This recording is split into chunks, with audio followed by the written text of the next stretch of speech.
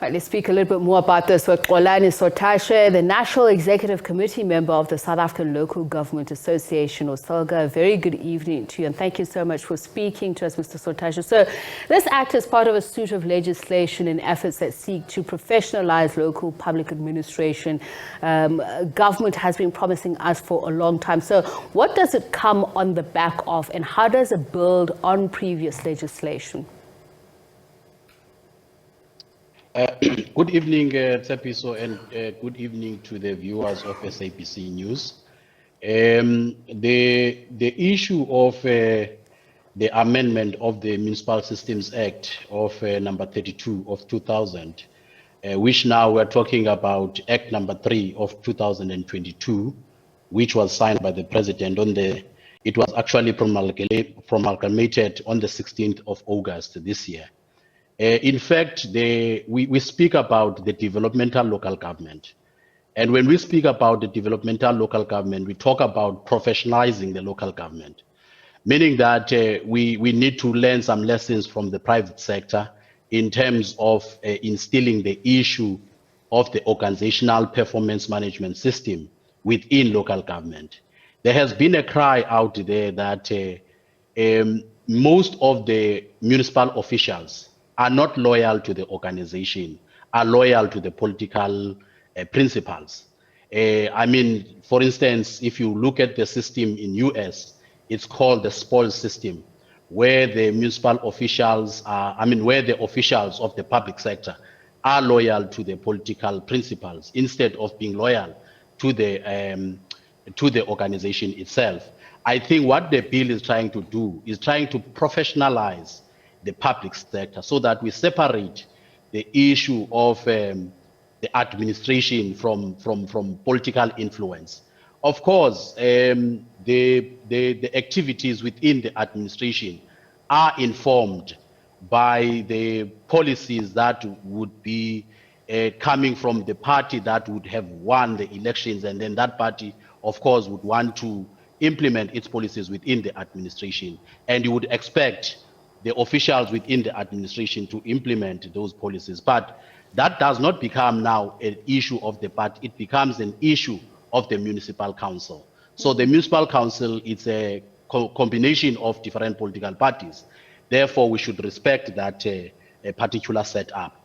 So what this bill is trying to do, local government itself is a central point where the state is able to meet its social compact with the citizenry, that of delivering services. Now, what we're seeing here in these amendments is that it disallows municipal officials from holding political office, and that the amendments themselves provide for procedures and competency criteria for the appointment of municipal managers and other senior managers, and the consequences of appointments made in contravention of the Act. What are some of the horror stories that you can tell us, and which provinces have been the worst performers, just in terms of some of the things that I've pointed out? Why these laws, amendments are needed to stop people seeing local government as a feeding trough? Well, I think, so we have to review and just look at the road that we have traversed as local government since the amalgamation of the local municipalities in 2000. And now we have just now concluded the 20-year period of local government in South Africa, and then we need to have that kind of a review. There is a lot. If you look at the Auditor General's report, where it points out the maladministration, and it points out also the pressures that some of these officials are getting externally. And like, for instance, if you look at how the municipalities have performed across the country, the report is out there to be seen by everybody. The developmental local government was supposed to have its own revenue in terms of revenue collection. Those were the assumptions that were captured in the white paper of 1998. But if you look at the revenue base of the municipalities now, municipalities are embedded with corruption and everything else. And they can't, if you look at the remote municipalities, let's say, look at the municipality where people are unemployed, it's a deep rural area. You can't expect such a municipality to have a revenue collection. To answer your question about the performance of the municipalities, Free State is one of the provinces where Auditor General has flagged Free State red.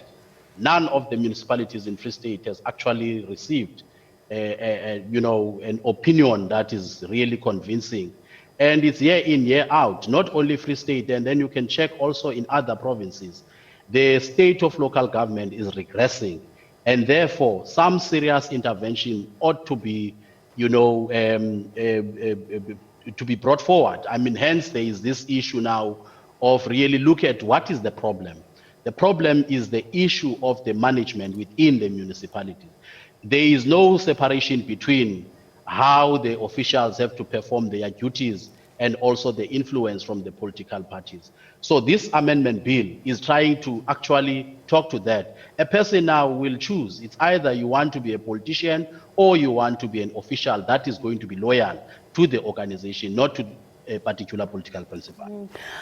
I mean, the amendments further provide timeframes within which performance agreements of municipal managers and managers directly accountable to municipal managers must be concluded. But what about timeframes for service delivery meeting the mandate of the various municipalities? So on the one hand, as we talk about the Auditor General, we have countless municipalities who don't even tender in their financial records. At worst, we have municipalities who've had to return money back to national because it's unused, yet people are in dire straits.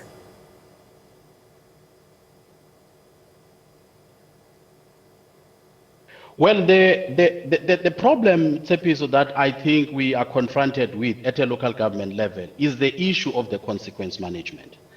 I mean, you'll have a situation where when these officials, I mean, we're talking here about Section 56 officials, the officials that are reporting to the municipal manager, and the municipal manager, which is Section 57 official.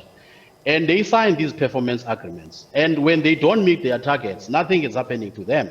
And nobody is taking, accountability of not reaching the targets. And these are the targets in terms of the legislation that are adopted by the executive mayors and also the municipal managers.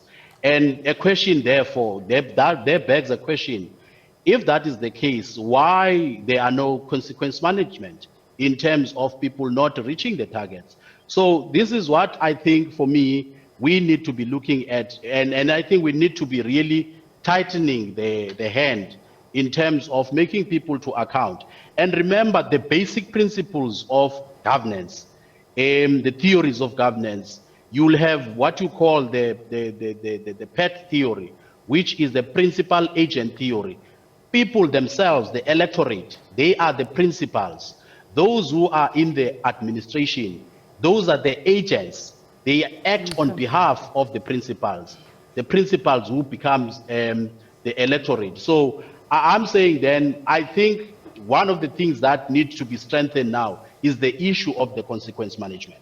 All right. Thank you so much for your time. Xolani Sotashe is the National Executive Committee member of the South African Local Government Association. And of course, another amendment to the bill, it sees the Minister of COCTA being able to prescribe frameworks to regulate human resource management systems as well. Well, let's